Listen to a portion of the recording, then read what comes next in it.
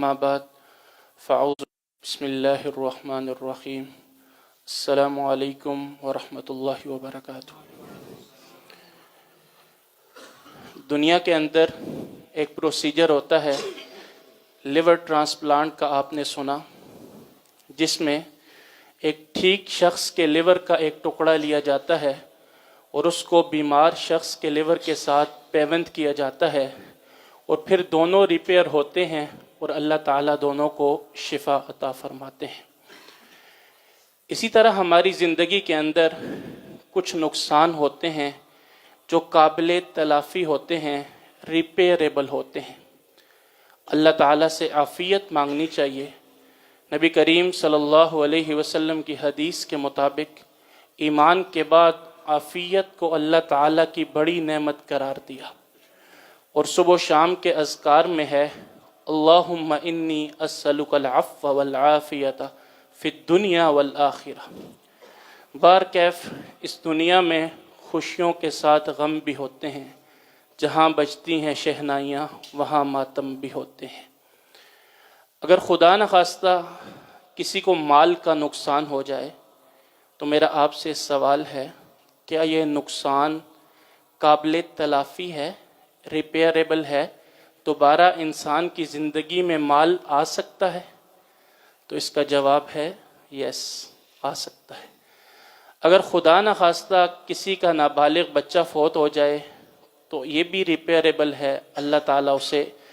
بعد میں دوسری اولاد عطا کر سکتے ہیں۔ خدا نخواستہ، اللہ کبھی نہ کرے، لیکن یہ وقت سب پہ آنا ہے، کسی کی اسپاؤس، میاں یا بیوی میں سے کوئی اس دنیا سے رخصت ہو جائے تو یہ لاس بھی ریپیئریبل ہے، اللہ تعالیٰ نے دوسری شادی کا راستہ رکھا ہوا ہے۔ لیکن میرے دوستوں، میرے بچوں، میرے عزیزوں، میرے بزرگوں، ایک لاس، ایک نعمت، ایک چیز ایسی ہے جو اگر اس دنیا میں ہم سے چلی جائے، وہ نعمت چھن جائے، تو اس کا واپسی کا راستہ اللہ نے کوئی نہیں رکھا، اس کا کوئی نعم البدل نہیں ہے، اور اس نعمت کا نام ہے والدین، ماں باپ۔ اگر وہ اس دنیا سے چلے جائیں تو ان کا کوئی نعم البدل نہیں ہے، ان کی واپسی کا کوئی راستہ نہیں ہے، اور یہ جو لاس ہے یہ irreparable لاس ہے۔ قال اللہ تعالی فی سورۃ البقرہ وَإِذْ أَخَذْنَا مِيثَاقَ بَنِي إِسْرَائِيلَ لَا تَعْبُدُونَ إِلَّا اللَّهَ وَبِالْوَالِدَيْنِ إِحْسَانًا۔ وقال اللہ تعالی فی سورۃ النساء وَاعْبُدُوا اللَّهَ وَلَا تُشْرِكُوا بِهِ شَيْئًا وَبِالْوَالِدَيْنِ إِحْسَانًا۔ وقال اللہ تعالی فی سورۃ الانعام قُلْ تَعَالَوْا أَتْلُ مَا حَرَّمَ رَبُّكُمْ عَلَيْكُمْ أَلَّا تُشْرِكُوا بِهِ شَيْئًا وَبِالْوَالِدَيْنِ إِحْسَانًا۔ وقال اللہ تعالی فی سورۃ الاسراء وَقَضَىٰ رَبُّكَ أَلَّا تَعْبُدُوا إِلَّا إِيَّاهُ وَبِالْوَالِدَيْنِ إِحْسَانًا۔ چار مقام آپ نے سورہ بقرہ، سورہ نساء، سورہ انعام اور سورہ اسراء سے سنے، جس میں اللہ نے اپنی توحید کے ساتھ اور شرک کی نفی کے ساتھ جس چیز کا مجھے اور آپ کو جوڑ کر حکم دیا ہے وہ ہے والدین کے ساتھ احسان کرنا۔ آپ نے وہ حدیث سن رکھی ہوگی جس پہ نبی کریم صلی اللہ علیہ وسلم نے ممبر کے اوپر، ممبر کے سٹیپس اور سیڑھیوں کے اوپر پاؤں رکھتے ہوئے آمین کہا۔ جبرائیل علیہ السلام نے بد دعا کی، اس کا ایک ٹکڑا یہ تھا کہ جس شخص کو والدین میں سے دونوں یا ایک بڑھاپے کی عمر میں مل جائیں اور وہ ان کی خدمت کر کے جنت میں نہ جا سکے، یہ بندہ ہلاک و برباد ہو جائے۔ یہ حضرت جبرائیل علیہ السلام کے الفاظ اور دعا اور بد دعا، اور حضور اکرم صلی اللہ علیہ وسلم نے اس کے اوپر آمین کہا۔ صحیح مسلم کی وہ حدیث آپ کے سامنے رکھتا ہوں جس میں حضرت عمر بن خطاب رضی اللہ تعالیٰ عنہ خلیفۃ المؤمنین ہیں، عشرہ مبشرہ میں سے ہیں، شیطان ان کا راستہ چھوڑ دیتا ہے، نبی کریم صلی اللہ علیہ وسلم کے بہترین ساتھیوں میں سے ہیں، آج بھی روضہ مبارک میں ان کے ساتھ ہیں، اور وہ عمر رضی اللہ تعالیٰ عنہ جن کا محل صحیح بخاری کی روایت کے مطابق نبی کریم صلی اللہ علیہ وسلم نے جنت میں دیکھ لیا، اس عمر بن خطاب اور ان کے سارے فضائل جو آپ نے سن رکھے ہیں ان کو ذہن میں رکھ کے اس حدیث کو سنیں کہ عمر بعد میں ایک شخص آئے گا جس کا نام اویس ہوگا، لمبی حدیث ہے، اس سے اپنے لیے مغفرت کی دعا کروانا۔ عمر بعد میں، وہ صحابی نہیں ہوگا، بعد میں ایک شخص آئے گا، اس کا نام اویس ہوگا، اس کا یہ قبیلہ ہوگا، اس کی یہ نشانی ہوگی، اس کو یہ برس کی بیماری ہوگی، یہ سارے پروٹوکول کے ساتھ صحیح مسلم کی حدیث حضور اکرم صلی اللہ علیہ وسلم نے عمر رضی اللہ تعالیٰ عنہ کو کہا، اور کہا جب اس شخص سے ملو تو اس سے اپنے لیے مغفرت کی دعا کروانا۔ کیوں؟ کیونکہ وہ اپنی والدہ کا فرما بردار تھا۔ تو آج کے درس کی پہلی بات، اس نعمت، اس دعاؤں کے خزانے، اس اللہ کی رحمت، اس گھر کے اور زندگی کے بہترین پیر، اگر کسی کو اللہ نے والدین کی نعمت دی ہے تو اس کی قدر کر لیں۔ یہ ایک دفعہ اس دنیا سے چلے گئے، واپسی کا کوئی راستہ نہیں۔ آج کے درس کی دوسری بات، آپ نے جو چاروں آیات سنی اس میں ایک ورڈ کامن تھا، ایک لفظ سب میں کامن تھا، اور وہ لفظ تھا وَبِالْوَالِدَيْنِ احسانا۔ عدل اور احسان کا فرق کیا ہے؟ ایک ہے عبادات کا عدل، وہ حدیث جبرائیل ہے، ان تعبد اللہ کأنک تراہ، اللہ کی ایسے عبادت کرو گویا کہ تم اللہ کو دیکھ رہے ہو، فَإِن لَمْ تَكُنْ تَرَاهُ، اور اگر ایسا پاسبل نہ ہو تو منیمم لیول یہ ہے فَإِنَّهُ يَرَاكَ، میرا اللہ تمہیں دیکھ رہا ہے۔ اور معاملات کے اندر احسان یہ ہے کہ اگر ہم نے کسی کا حق دینا ہے اور اس حق کو پوری طرح ادا کر دیں، اس کو عدل کہتے ہیں۔ اس کو کم ادا کریں، اس کو ظلم کہتے ہیں، اور اس کو بہترین طریقے سے حق سے زیادہ ادا کریں تو اس کو احسان کہتے ہیں۔ میں مثال دیتا ہوں، اگر کسی کے میں نے 1000 روپے دینے ہیں، اگر میں اس کے 1000 روپیہ اسے ادا کر دیتا ہوں تو اس کو عدل کہتے ہیں۔ اگر میں 900 دیتا ہوں تو اس کو ظلم کہتے ہیں، اور اگر میں 1100 دیتا ہوں تو اس کو احسان کہتے ہیں۔ عدل اور احسان کا فرق سامنے ہے۔ اب ایک حدیث سنیں جس کی سند میں کچھ کلام ہے، اور موقوفاً وہ حدیث ٹھیک ہے، جس میں ایک شخص نے اپنی والدہ کو اپنے شولڈرز اور کندھے پر اٹھایا، اپنے علاقے سے حرم لے کر آیا، خانہ کعبہ کے اندر اپنی والدہ کو کندھے پر اٹھا کر طواف کیا، اور پھر پوچھا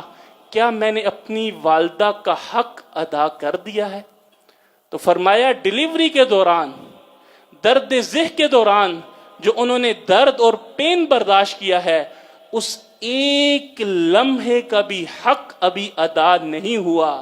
اور پوری زندگی کے حقوق کا عدل، اور پھر حکم ہے احسان کا۔ تو پھر وہ آیت آتی ہے فَاتَّقُوا اللَّهَ مَا اسْتَطَعْتُمْ، اور وہ حدیث آتی ہے جاء رجل الى رسول اللہ، کہ ایک شخص آیا حضور اکرم صلی اللہ علیہ وسلم کے پاس اور پوچھا میرے حسن سلوک کا سب سے زیادہ حقدار کون ہے؟ 3 دفعہ فرمایا تیری ماں، اور 4تھی دفعہ فرمایا تیرا باپ۔ آج ہم اپنے والدین کی ضرورت نہ بنیں، آج ہم اپنے والدین کی ضرورت نہ بنیں، آج ہم اپنے والدین کی فرسٹ اور پہلی چوائس بنیں۔ اگر انہیں کوئی ضرورت پیش آئے، انہیں کوئی خواہش پیش آئے، ان کو کوئی مسئلہ درپیش آئے، اور وہ موبائل نکالیں اور وہ ہمیں مجبوراً کال نہ کریں کہ میرے سارے بیٹے ادھر ادھر چلے گئے یا میرا اور کوئی بھی نہیں ہے تو میں اس بیٹے کو مجبوراً کہہ رہا ہوں، یہ نظریہ نہ ہو، بلکہ وہ کال نکالیں، وہ موبائل نکالیں، اور انہیں کوئی خواہش ہو، کوئی ضرورت ہو، کوئی بات کرنی ہو، کوئی مطالبہ کرنا ہو، تو ان کے موبائل میں پہلی چوائس، پہلا نام، پہلی کال، وہ میں اپنے والد کے اوپر میرا نام ہونا چاہیے۔ اور آپ میں سے ہر بندہ یہ سوچے کہ میں اپنے والدین کی سب سے زندگی کی پہلی چوائس بنوں اور اس کو اپنی سعادت سمجھوں۔ تو جو ہمارا حسن سلوک ہے اس میں مال بھی ہے، اس میں خرچ کرنا بھی ہے، اس میں اطاعت بھی ہے، اس میں محبت بھی ہے، اس میں ضرورتیں پوری کرنا بھی ہے، اس میں ان کے ساتھ بیٹھنا بھی ہے، اس میں ان کی تکرار والی باتیں سننا بھی ہے، اگر دور ہیں تو فون کرنا بھی ہے، ان کے پاؤں دبانا بھی ہے، ان کی خدمت کرنا بھی ہے، ان کے دوستوں کا خیال رکھنا بھی ہے۔ الغرض جتنی باتیں حسن سلوک میں آتی ہیں اس کا سب سے زیادہ حقدار ہمارے والدین۔ آج کے درس کی آخری بات، جب بھی ہم کسی سے گفتگو کرتے ہیں، کمیونیکیٹ کرتے ہیں، بات کرتے ہیں، تو ہماری بات کے 3 حصے ہوتے ہیں۔ ایک حصے کو کہتے ہیں الفاظ، ایک کو کہتے ہیں ٹون، اور ایک کو کہتے ہیں باڈی لینگویج۔ آج کی سائنس یہ کہتی ہے کہ کمیونیکیشن میں جو الفاظ کی ریشو ہے وہ صرف 7% ہے، الفاظ کا عمل دخل صرف 7% ہے۔ میں مثال دیتا ہوں، 2 دوست ملتے ہیں، بڑے عرصے کے بعد ملتے ہیں، ایک دوسرے کو گلے لگاتے ہیں اور منہ سے وہ گالی دیتے ہیں، لیکن یہ سارا ماحول خوشی کا ہوتا ہے۔ الفاظ ٹھیک نہیں ہیں، لہجہ ٹھیک ہے، باڈی لینگویج ٹھیک ہے۔ آج ہمارے جو معاشرتی مسائل ہیں ان کی اگر تہ میں جائیں تو الفاظ سب کے پاس شاید صحیح ہوں، لیکن جو لہجے ہیں وہ آتش فشاں ہوتے ہیں۔ تو جب بھی ہم کسی سے بھی بات کریں تو ہمارے الفاظ بھی اچھے ہوں، ہماری ٹون بھی اچھی ہو، اور ہماری باڈی لینگویج بھی ہو۔ اور یہی رب قرآن میں کہتا ہے فَلَا تَقُلْ لَهُمَا اُفْ، فَلَا تَقُلْ لَهُمَا اُفْ، والدین کے ساتھ بات کرتے ہوئے اف بھی نہ کہو، الفاظ کا چناؤ، وَلَا تَنْهَرْهُمَا، اور جھڑکو نہیں، ڈانٹ نہ دو، تمہاری ٹون اور لہجہ سخت نہ ہو، بلکہ وہ کیا ہو، وَقُلْ لَهُمَا قَوْلًا كَرِيمًا، وہ ٹون اور لہجہ بڑا ہی نرم اور محبت اور عقیدت والا ہونا چاہیے۔ وَاخْفِضْ لَهُمَا جَنَاحَ الذُّلِّ، اور جیسے پرندے نیچے آتے ہوئے اپنے پروں کو سکیڑ لیتے ہیں، عاجزی اختیار کر لیتے ہیں، جب والدین کے سامنے بات کرو تو تمہاری باڈی لینگویج بھی اچھی ہونی چاہیے۔ میں اپنی ساری بات کو ریپیٹ کرتا ہوں، پہلی گزارش یہ تھی کہ یہ اللہ کی نعمت، یہ دعاؤں کا خزانہ، یہ رحمت، یہ گھر کے پیر، یہ وہ اللہ کی وہ نعمت ہے، اگر یہ ایک دفعہ اس دنیا سے رخصت ہو گئے تو یہ irreparable لاس ہے، یہ ناقابل تلافی نقصان ہے، ان کا واپس آنے کا کوئی راستہ نہیں۔ آج کے درس کی دوسری بات، ہمارے حسن سلوک ہماری زندگی کی ہم فرسٹ چوائس، اور اطاعت اور محبت اور شکر اور دعا اور پیسہ اور خرچ اور خدمت اور پاؤں دبانا اور وقت دینا اور ان کو کالز کرنا اور ان کو ٹائم دینا، اس سارے کے سارے حسن سلوک کا سب سے زیادہ حقدار کون ہے؟ ہمارے والدین۔ اور آج کے درس کی آخری بات جو بالخصوص پیرنٹس کے ساتھ اور بالعموم تمام معاشرے کے ساتھ جس کے ساتھ بھی ہم بات کریں، ہمارا الفاظ کا چناؤ بھی ٹھیک ہو، ہماری ٹون اور لہجہ بھی ٹھیک ہو، اور ہماری باڈی لینگویج بھی ٹھیک ہو۔ میں اللہ سے دعا کرتا ہوں کہ جن کے والدین زندہ ہیں، اللہ ہمیں صحیح معنوں میں اس نعمت کی قدر کرنے کی توفیق عطا فرمائے، ان کے حقوق ادا کرنے کی توفیق عطا فرمائے، اور جن کے اس دنیا سے رخصت ہو گئے ہیں اللہ تعالیٰ ان کی وہ منزلیں آسان فرمائے۔ ہم جتنے ادھر بیٹھے ہیں اللہ تعالیٰ ہمیں حلال کا وسیع رزق عطا فرمائے، اچھے اخلاق عطا فرمائے، عزت والی زندگی عطا فرمائے، شہادت کی موت نصیب فرمائے،